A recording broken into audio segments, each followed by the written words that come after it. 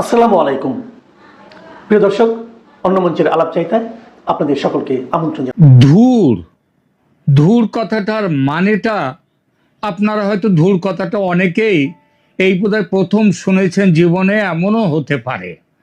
কারণ আপনি বাংলা অভিধানে যান, সেখানে ধুর ধয় হস্য ডয় শূন্য র ধুর এই কথাটা সেখানে খোঁজ করুন, খুঁজে পাবেন না। দেখবেন ধুর বলে কোনো শব্দই নেই। কিন্তু ধুর এই শব্দটি একটা কিন্তু আমাদের আঞ্চলিক কথ্য ভাষায় এটা আছে। এটা লোকমুখের ভাষায় ধুর বলতে বোঝায় হাদা ভোদা সরল গ্রাম্য গোছের মানুষ, গেঁয়ো মানুষ। খুলনা, বাগেরহাট ও তার পার্শ্ববর্তী এলাকায় এবং ভারতের বসিরহাট, টাকি ও আশপাশের অঞ্চলে কাউকে উপহাস করতে বা তার সরলতাকে ব্যঙ্গ করতে এই বিশেষণটি ব্যবহার করা হয়ে থাকে। মানে যেমন ধরুন, বলে এটা কোথাকার ধুর রে এই বেটা, এই ধরনের কথা একটু হীন অর্থে তাকে বলা হয়। কিন্তু ভারত বাংলাদেশ সীমান্তে এই ধুর শব্দের একটা বিশেষ অর্থ আছে। অর্থটা কি? বাংলাদেশ থেকে ভারতে চোরাপথে যে বাংলাদেশিরা আসে তাদেরকে বলা হয় ধুর। এই নাম এপার ওপার দুপারেই চালু। ধুর পারাপারের মানে পারাপার করার বিশাল ব্যবসা আছে 24 পরগনা, নদিয়া, মালদা, মুর্শিদাবাদ, 2 দিনাজপুরের বিস্তীর্ণ সীমান্ত জুড়ে। স্বাধীনতার পর থেকে মানে সেই 1947 সাল থেকে চলছে ধুর ব্যবসা। তখন অবশ্য ব্যবসা হিসেবে ছিল না, সেই 1947 সালের প্রথম দিকে। এবং শুধু তাই না, তারপরেও বহুকাল যাবৎ বাংলাদেশ থেকে ভারতের মানুষ এসছেন, আবার ভারত থেকেও বাংলাদেশে মানুষ গেছেন। তো তখন তাদেরকে ধুর বলা হতো না। ধুর ব্যবসার ইতিহাস একটু ঘাঁটলে দেখা যায়, দেশ স্বাধীন হওয়ার পর পাকিস্তান আমলে, সেই পাকিস্তান আমলে বাংলাদেশ থেকে ভারতে, তখন তার বাংলাদেশ নয়, তখন পূর্ব পাকিস্তান, তো বলি পূর্ব পাকিস্তান থেকে ভারতে আসতো শুধু হিন্দুরা। মুসলমান যে একেবারে আসতো না তা নয়। কিছু মুসলমান দেশ ভাগের পর তাদের পবিত্র ভূমি পাকিস্তান এই বিবেচনায় ভারত ছেড়ে পূর্ব পাকিস্তানে চলে গিয়েছিল বটে, কিন্তু যখন দেখলো ভারত অনেক ভালো, ভারতে বাস করা অনেক সুবিধা আছে, তখন কিন্তু একটা অংশ ফিরে এসেছিল আবার। হিন্দুরা অবশ্য তা নয়, তারা পূর্ব পাকিস্তানে মুসলমান ভাইদের ভালোবাসা সহ্য করতে না পেরে ঘটি বাটি জমি জিরেত ফেলে উদ্বাস্তু হয়ে ভারতে চলে আসতো। এবং পূর্ব পাকিস্তান থেকে 71-এর আগে মূলত আসতো হিন্দুরা। এবং এই তাদের এই আশা, এই উদ্বাস্তু জীবন নিয়ে প্রচুর সিনেমা করেছেন, অনেক ছবি করেছেন ঋত্বিক ঘটক, তাছাড়াও আরও অনেকে। এরপর এলো 71 মুক্তিযুদ্ধ। হিন্দুরা যাকে বলে প্রায় ঝেঁটিয়ে চলে এলো, মুসলমানরা কিন্তু তত আসেনি। সেটা ইতিহাস খুঁজলে পেয়ে যাবেন। 71-এ দেশ ছেড়ে মানে বাংলাদেশ ছেড়ে আসা মানুষদের 90% ছিল হিন্দু, মুসলমান বড়জোর 10%। কিন্তু 10% হলেও তখনও পর্যন্ত ওটাই ছিল মুসলমানদের পূর্ব পাকিস্তান থেকে ভারতে চলে আসার বড় সংখ্যা। পাকিস্তান তারপর বিদায় নিল। ভারত থেকে উদ্বাস্তু হয়ে চলে আসা হিন্দুদের একটা বড় অংশ কিন্তু রয়ে গেল ভারতেই, তারা দেশে ফিরল না। বঙ্গবন্ধু মুজিবুর রহমান দেশের সংবিধানে বাংলাদেশকে সেকুলার কান্ট্রি করলেন। হিন্দুরা বুকে বল পেল। সেই বল পেয়ে কিছু হিন্দু আবার ফিরেও গেলেন বাংলাদেশে। কিন্তু বঙ্গবন্ধু খুন হতেই আবার অবস্থা যে কে সেই, না যে কে সেই বলবো না, আরও খারাপ। বাংলাদেশের রাষ্ট্রধর্ম, বঙ্গবন্ধু খুন হলেন, বাংলাদেশের রাষ্ট্রধর্ম ইসলাম হলো এবং হিন্দুদের উদ্বাস্তু স্রোত আবার ফিরে এলো। স্বাধীন বাংলাদেশে হিন্দুরা 20-22% ছিল শুরুর দিকে, তারপরে সেটা নামতে নামতে 8% এসে গেল। এখন তো শুনছি 8%-রও নিচে।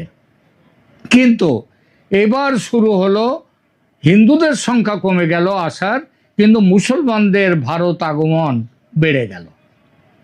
তাদের সংখ্যা ক্রমশ হিন্দুদের চেয়েও বেশি হতে থাকলো।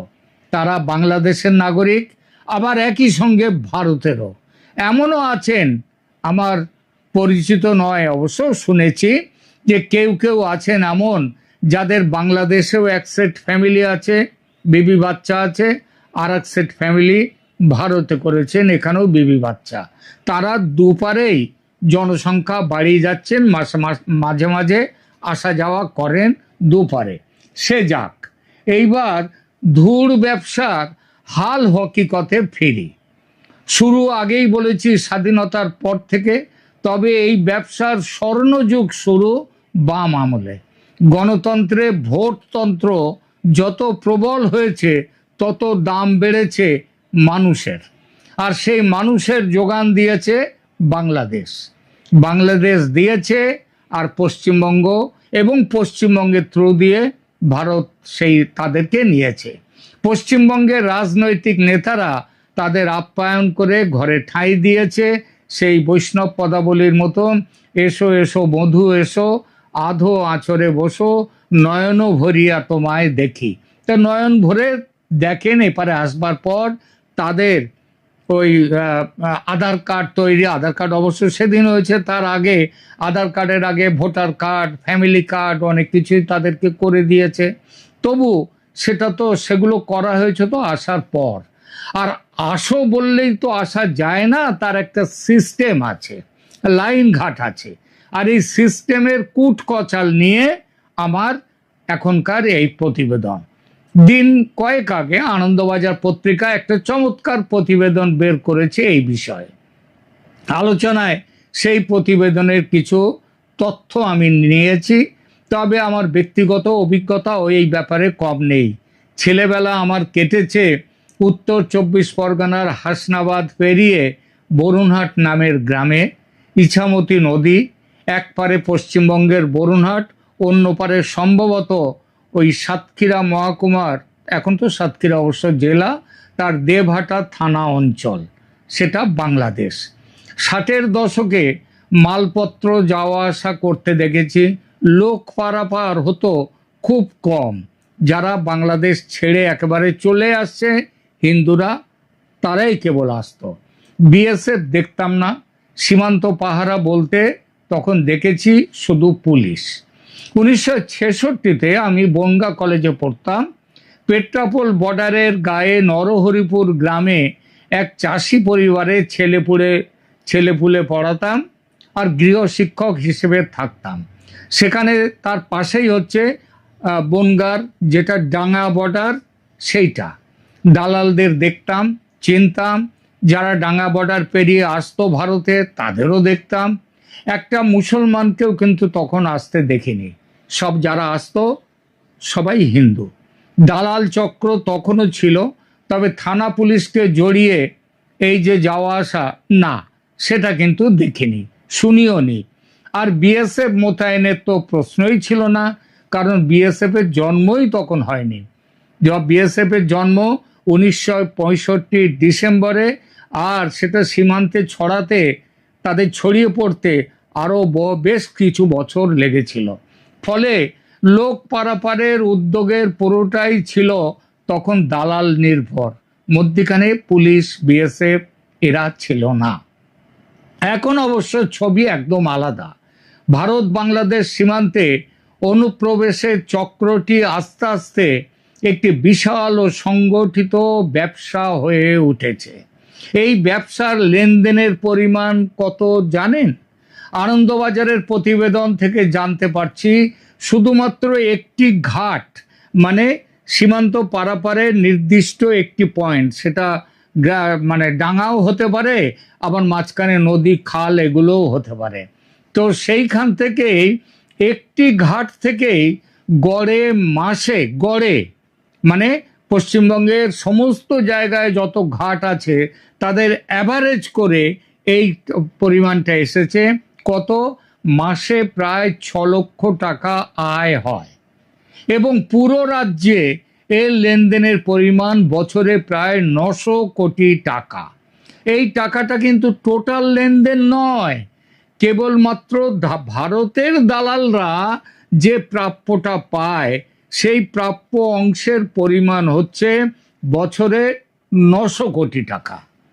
দেখুন, বাংলাদেশের বাণিজ্য মূলত আমদানি নির্ভর, কিন্তু এই একটি ব্যবসা, এই ধূঢ় ব্যবসা, এই ব্যবসা বাংলাদেশ বিপুল শুধু রপ্তানি করে, আর এর আমদানি করে কে? ভারত।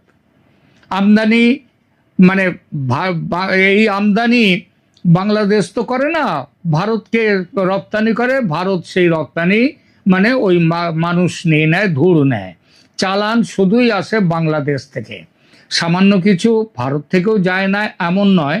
তারা আসলে অবশ্য বাংলাদেশের মানুষ, আগে এসেছে ভারতে, মাঝে মধ্যে দেশ দেখতে কাজে কর্মে ফিরে যায়, আবার ফিরে আসে কয়েকদিন পরে। তো এই বাংলাদেশি ধূর্তের ভারতে আসার খরচ হিসেবে বাংলাদেশের দালালরা সেপারে শুনেছি নেয় 15,000 টাকা মাথা পিছু। এই 15,000 টাকার মধ্যে বড় একটা অংশ পায় বাংলাদেশের বর্ডার গার্ডস, বাংলাদেশ বিজিবি, আর বাকি টাকা সেখানকার দালালরা, সেখানকার ঘাটপাটিরা তারা রেখে দেয়। আর ভারতের দালাল তিনি কত পান, এই খবরটা দিয়েছে আনন্দবাজার, বলছে এরা পায় মাথা পিছু পারাপার ফি, ভারতের দালাল পায় 3,000 টাকা করে। তার মধ্যে ভারতের দালাল নিজের জন্য রাখে 1,000, আর বাকি 2,000 টাকা দেয় ঘাটপাটিকে। ঘাটপাটি কাদেরকে বলা হয়? মানে যারা অপারেশনাল লেভেল দেখে, মানে পারাপারের একেবারে নিচু স্তরে, মানে মাঠ পর্যায়ে যারা থাকে। তো 3,000 টাকা থেকে ঘাটপাটি 1,000 টাকা রাখে নিজের জন্য, বাকি 1,000-এর 500 করে দেয় লাইনম্যানকে, দেয় 500। লাইনম্যান কাকে বলে? বিএসএফ এর চলাচলের দিকে নজর রেখে যারা সিগন্যাল দেয় বাংলাদেশের ঘাটপাটিকে, সেই সিগন্যালটা দিলে তাদেরকে বলে লাইনম্যান। আর বাকি 500 টাকা পায় কারা? তারা পায় লেবার। তাদের কাজটা কি? তাদের কাজ সীমান্ত পেরিয়ে আসা ওই বাংলাদেশি ধূর্তদের শহরে পৌঁছে দেয়। দয়া করে বাংলাদেশের মানুষ ধূর কথাটাকে আপনাদের ক্ষেত্রে ব্যঙ্গার্থে বলছি, এটা ভাববেন না। এই কথাটা যেটা প্রচলিত হয়েছে সেইটাই বলছি কেবল। তো ওই যাদের সীমান্ত পেরিয়ে আসার পর এই ধূর্তদের আবার শহরে পৌঁছে দেয়া, মানে একটা ঠিকানায় পৌঁছে দেয়া, সেই কাজটা করে যারা, তাদেরকে বলে লেবার। ধূর পারাপারের সবচেয়ে বিজি সেন্টার হলো এই মালদা, মুর্শিদাবাদ, তারপরে উত্তর 24 পরগনা, নদিয়া, 2 দিনাজপুর। আনন্দবাজারের তথ্য বিশ্লেষণ করলে দেখা যায়, তারা বলছে যে পশ্চিমবঙ্গ সীমান্তে ঘাট পিছু মাসে, মানে এক একটা পয়েন্টে মাসে 6 লক্ষ টাকা ব্যবসা হয় এবং পুরো রাজ্যে বছরে 900 কোটি টাকার আয় হয়। তা এখন তাহলে মোট ঘাটের সংখ্যা গোটা রাজ্যে ওই ঘাট পিছু মাসে 6 লক্ষ, তাহলে বছরে 900 কোটি টাকা আয় হতে গেলে দরকার হয় পয়েন্ট, মানে ঘাটের সংখ্যা দাঁড়ায় 1250টা। বাংলাদেশের দালাল গড়ে মাথা পিছু 3,000 টাকা দিলে মাসে 6 লক্ষ টাকা আয় হতে গেলে ঘাট পিছু কত মানুষকে পার করতে হয়? মানে বাংলাদেশে ধূর কত এলে বছরে 900 কোটি টাকা ইনকাম হয়? একটু সেই হিসাবটা করা যাক। দেখুন, 6 লক্ষ টাকা মাসে এবং 3,000 টাকা মাসে যারা বাংলাদেশ পার্টি, যেটা ভারতের দালালকে দেয়, তাহলে কতজনকে দরকার হয় একটা ঘাটে মাসে? কমপক্ষে 200 জন। তো রাজ্যে 1250টা ঘাট দিয়ে কত মানুষ তাহলে বছরে বাংলাদেশ থেকে আসে? এক বছরে 30 লক্ষ, গত 10 বছরে 3 কোটি, আর গত 20 বছরে 6 কোটি। আর 1990-এর দশকের মাঝামাঝি যখন থেকে এই অবৈধ ব্যবসাটি একটা সুসংগঠিত ব্যবসার রূপ নিয়েছে, তখন থেকে যদি কাউন্ট করি তাহলে কত হয়? যদি তখন থেকে ধরি, সত্যি বলছি আমার কিন্তু মাথা ঘুরছে।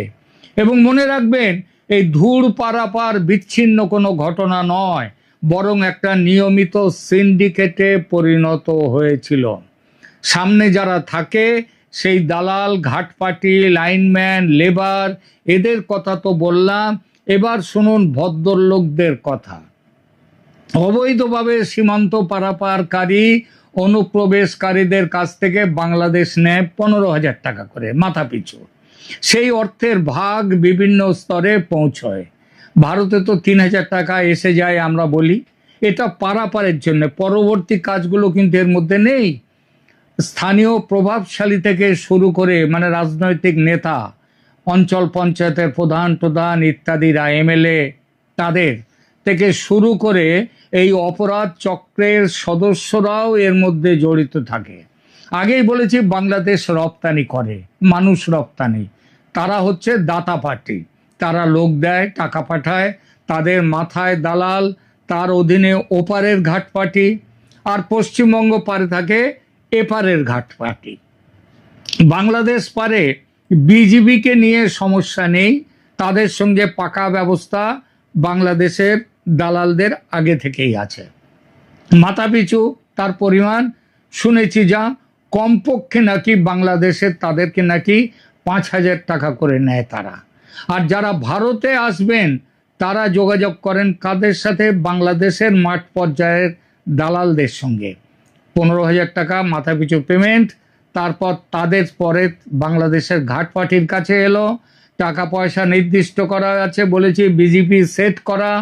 অনেকের মতে কি জানেন, বাংলাদেশ সেনায় ভর্তির স্বপ্ন থাকে বাংলাদেশের বেশিরভাগ যুবকের, কারণ তাহলে জাতিসংঘের শান্তি মিশনে তারা যেতে পারবেন, ভালো মতো টাকা আয় করতে পারবেন। আর সেনাবাহিনীর পরেই নাকি চাহিদা বিজিবিতে চাকরির, কারণ পশ্চিমবঙ্গ সীমান্তে পোস্টিং হওয়া মানে সোনার খনি। ধুর পারাপারে বিশাল ইনকাম, ফলে বাংলাদেশে নো প্রবলেম। যে প্রবলেম যেটা, সেটা ভারত পারে প্রবলেম বিএসএফ। পরে আসছি বিএসএফ কি করে, সে কথাই আসছি পরে। ইন্ডিয়ার সাইডে এখন খুব কড়াকড়ি, তাহলে ধুর পারাপার চলছে কি করে? চলছে বিএসএফ এর নজরদারি কোথায়, কখন, কতটা হালকা তার উপর। আপনারা জানেন বহু জায়গায় সীমান্তে কোনো কাঁটা তার নেই, বেড়া নেই, মানুষ ইচ্ছা মতো ওপার থেকে এপারে চলে আসতে পারে। আর বাংলাদেশ এবং বিজিবি এই যে এরা এত বিরোধিতা করছে, তার বড় কারণ বিজিবির একটা ইনকাম তো চলে যাবে, বন্ধ হয়ে যাবে, এবং বাংলাদেশেরও একটা বড় আয়ের পথ বন্ধ হয়ে যাবে। কারণ যারা ওখান থেকে এপারে আসছে তাদের অনেকেরই জ্ঞাতি পরিবার তারা ওপারে থাকে। আগেই বলেছি ওপারে এক সেট পরিবার, এপারেও অনেকের এক সেট পরিবার, তো তাদের তো আবার গ্রামের দিকে, দেশের দিকে টাকা পাঠায়, সুতরাং একটা বড় টাকা রেমিট্যান্স কিন্তু সেখানে হয়। ফলে বিএসএফ এর নজরদারি যেখানে হালকা থাকে, তার উপর নজর থাকে দুদিকের ঘাটপাটির। তারা খেয়াল রাখে, এপার ওপারের ঘাটপাটি খেয়াল রাখে কখন বিএসএফ এর নজরদারি কোন জায়গাতে হালকা থাকে, কোন ঘাটে কখন নজরদারি কম, তার খবর এপারের থেকে ওপারের, মানে বাংলাদেশের ঘাটপাটি তারা কিন্তু বেশি রাখে। সেই বুঝে চলে ধুর পারাপার, চলে নয়, ঠিক কথা বলতে গেলে চলতো। কারণ এখন এই মুহূর্তে ধুর পারাপার অতীত হয়ে গেছে, পাস্ট টেন্স। তো এপার ওপারের মধ্যে এই পারাপারের সমন্বয়টা হতো কিভাবে? যেহেতু বাংলাদেশের লোকেরাই সীমান্তে নজরদারির ব্যাপারে বেশি খবর রাখতেন, কারণ ব্যবসাটা তো ইনিশিয়েট হচ্ছে তাদের ওখান থেকে, ফলে তারা ঠিক করতেন কবে, কখন, কোন ঘাট দিয়ে লোক ঢোকানো হবে। সেই মতো সীমান্ত থেকে ঢিল ছোড়া দূরত্বে কিংবা নদীর এপারে নিরাপদ জায়গায় ধুরদের জড়ো করা হতো। সীমান্তের এপারে অর্থাৎ ভারতের পারে এলাকায় ধান বা পাট খেতে ঝোপ ঝাড়ে ঘাপটি মেরে বসে থাকতেন এপারের লাইনম্যানেরা, ভারতের লাইনম্যান, যাদের কাজ লাইন ক্লিয়ার আছে কিনা সেটা দেখে। অর্থাৎ বিএসএফ এর টহলদারি দল কোন এলাকা থেকে কোন এলাকায় যাচ্ছে, কোন জায়গায় কখন দাঁড়াচ্ছে, কতক্ষণের জন্য নজরদারি রাখছে, সেই খবর এরা নিয়ে ফোন করে সীমান্তের ওপারে পৌঁছে দিত। যেই এপারের সংকেত পেল, ওপারের ঘাটপাটি নিমেষে সীমান্ত পার করিয়ে দিত ধুরদের। পারাপার যে শুধু রাতে হতো তা নয়, সারা দিনে যখন সুযোগ মিলত তখনই হতো। দুপারেই ঘাটপাটি থাকে, মানে যারা নিজের হাতে লোক পারাপার করায়। পারাপার মানে শুধু ওপার থেকে আসা। আগেই বলেছি ভারতের পার থেকে যাওয়ার সংখ্যা খুবই কম। যারা যেত তারা পাকাপাকি যেত না, মাঝে মধ্যে কাজে কর্মে দেশে যেত, আবার ফিরে আসার জন্যে। বাংলাদেশ থেকে ভারতে যারা ঢুকবে তারা ওপারের ঘাটপাটিকে টাকা দিত, মাথা পিছু বাংলাদেশি টাকায় 15,000, এটাই শুনেছি। ঘাটপাটি এপারের সঙ্গে যোগাযোগ করত, ওদের সবার ফোনে ভারতের সিম কার্ড আছে, আবার এদিকেও অনেকের কাছে বাংলাদেশি সিম কার্ড রয়েছে, তাই প্রয়োজনে বাংলাদেশি নেটওয়ার্কেও কথা বলা যায়। কথাবার্তা, টাকার লেনদেন সব ফোনেই হতো। অনেক সময় টাকা আবার বাংলাদেশের বিকাশ নামের যে অ্যাপ আছে সেই অ্যাপেও টাকা ট্রান্সফার করা যেত। পারাপার হয়ে গেলে ঘাটপাটি ধুরেদের নিরাপদ সীমান্তে পার করিয়ে নিয়ে আসার পরে তাদের দায়িত্ব বর্তাতো এপারের দালালদের ওপর। জিরো পয়েন্ট বা নোম্যান্স ল্যান্ড থেকে ধুরদের নিকটবর্তী বাস স্ট্যান্ড বা রেল স্টেশনে নিয়ে যাওয়া, সেখান থেকে বাসে বা ট্রেনে চড়িয়ে দেওয়া, শিয়ালদা, হাওড়া বা বিধাননগর রোড স্টেশন বা অন্য কোনো শহরে তাদেরকে পৌঁছে দেওয়ার সঙ্গে একজন লেবার যেত। এই লেবার হচ্ছে পথ প্রদর্শক, তিনি এসব হচ্ছে এপারের দালালের এবং তার যে ঘাটপাটি তাদের দায়িত্ব। অনুপ্রবেশের পেছনে বাংলাদেশের সীমান্তরক্ষী বাহিনী বিজিবির বড় ভূমিকা ছিল বলে সব এপারের দালালরা জানাচ্ছে। বিএসএফ এর কোনো ভূমিকা কোনোদিন ছিল না। সীমান্ত এলাকায় একসময় সক্রিয় ছিলেন এমন বহু দালাল জানাচ্ছেন বছর 10 আগে থেকে চোরাচালান বা অনুপ্রবেশে বিএসএফ এর যোগসাজশ কমতে শুরু করেছিল, মানে তার আগে ছিল। বিজিবির মতো বিএসএফও আগে একই রকম টাকা খেত, কিন্তু বছর 10 আগে থেকে অবস্থা বদলাতে শুরু করে। গত 5 বছরে বিএসএফ এর সঙ্গে এপারের দালালদের কোনো চুক্তি হয়নি বলে আনন্দবাজার রিপোর্ট করেছে। বিএসএফ কে ফাঁকি দিয়ে আনতে পারলে ব্যবসা হবে, আর ধরা পড়ে গেলে কিছু করার থাকতো না, টাকা মার যেত, এমনকি ওপারকে টাকা ফেরত দিতে হতো। ব্যবসা শুধু দালালদের বন্ধ হয়নি, সীমান্ত এলাকায় অনেক পঞ্চায়েত প্রধান, পুর প্রধান, এমএলএ তাদেরও ব্যবসা বন্ধ হয়েছে। কারণ সীমান্ত পেরিয়ে ভারতে ঢুকলেই তো কাজ শেষ হয়ে যেত না। এদেশে পাকাপাকিভাবে থাকার জন্য নানা নথি, Aadhaar card, voter card, PAN card জোগাড় করতে হতো, আর সেই সব কাজ করে দিত পঞ্চায়েত এবং পুর প্রধানরা, কাউন্সিলররা। এরা টাকার বিনিময়ে বানিয়ে দিতেন জন্মের ভুয়ো শংসাপত্র, বাসিন্দার শংসাপত্র মানে ডোমিসাইল সার্টিফিকেট ইত্যাদি। তো এই হলো ধুর পারাপারের বৃত্তান্ত। ভারত সরকার জানে না এদেশে কত ধুর এ যাবৎ এসেছে। কেউ বলেছেন সংসদে 1.5 কোটি, কেউ বলেছেন 2 কোটি, কেউ বা বলেছেন 2.5-3 কোটি। হিসেব কিন্তু বলছে বছরে 900 কোটি টাকা আয় হলে মাথা পিছু 3,000-এর হিসাব করে দেখুন, তাহলে 3 কোটির ডবল হলেও ভিড়মি খাওয়া যাবে না, হিসাব তাই বলে। কিন্তু বাংলাদেশের অনেক গ্রাম নাকি এখন জনশূন্য হয়ে যাচ্ছে, মানে সেখানকার মানুষ খুব কমে যাচ্ছে। কথা আমাকে বলেছেন একদল বাংলাদেশি ধুর। হাওড়া থেকে মুম্বাইগামী দুরন্ত এক্সপ্রেসের 3 টিয়ার কামরায় আমি আসছিলাম, আর সেই কামরায় বাংলাদেশি ধুরে ভর্তি ছিল। একটি অল্প বয়সী বধূ, 3-4টি বাচ্চা নিয়ে আমার সহযাত্রী ছিল, সঙ্গে তার স্বামীও। তার বাড়ি সাতক্ষীরায়, মুম্বাইতে আছে 7-8 বছর। দেশে গিয়েছিল বাবা মারা গেছে বলে। সে বেশ জোর গলায় আমার প্রশ্নের উত্তরে বলেছিল, আমাদের গ্রামে আর লোকজন নেই বেশি, সব ইন্ডিয়ায় চলে যাচ্ছে। আপনি কি ভিড়মি খেলেন? খাবেন না, আমিও মিথ্যে বলছি না, একান্তই সত্যি, সকর্ণে শোনা। কি ভাবছেন? ভাবছেন যে আপনি এত মানুষ এপারে এসেছে? কি ভাবছেন প্রিয় দর্শক, কমেন্ট করে জানান।